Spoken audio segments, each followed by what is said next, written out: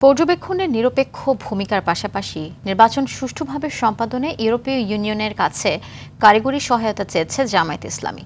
দুপুরে বসুন্ধরার কার্যালয়ে জামায়াতের আমির শফিকুর রহমানের সঙ্গে সংস্থাটির নির্বাচন পর্যবেক্ষণ মিশনের প্রতিনিধিদের সাক্ষাৎ শেষে একথা জানান দলটির সেক্রেটারি জেনারেল অধ্যাপক মিয়া গোলাম পরওয়ার। এ সময় জাতীয় নির্বাচনের পাশাপাশি দেশ নিয়ে জামায়াতের ভাবনা জানতে চায় তারা। জবাবে ফেব্রুয়ারিতেই জুলাই সনদের ভিত্তিতে নির্বাচন চাওয়ার কথা জানায় জামায়াত। আর দেশে দুর্নীতিমুক্ত ও সামাজিক ন্যায় বিচার প্রতিষ্ঠার ইচ্ছার কথাও জানান শফিকুর রহমান।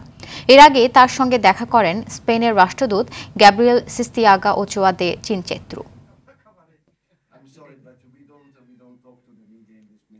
জামাত অত্যন্ত দৃঢ়তার সাথে বলেছেন আমরা ফেব্রুয়ারিতে ইলেকশনে যেতে চাই, প্রোভাইডেড আমাদের যে রিফর্ম প্রপোজালগুলো জুলাই সনদের আইনি ভিত্তির মধ্য দিয়ে এই নির্বাচনটাই এর ভিত্তিতে হইতে হবে। আমরা খুশি হব যে এই নির্বাচন নিরপেক্ষ করার ব্যাপারে যদি আপনারা সম্পূর্ণ পেশাদারিত্ব এবং নিরপেক্ষতা অবলম্বন করেন এবং এই নির্বাচনকে সুন্দর করার জন্য কারিগরি সহযোগিতা করেন।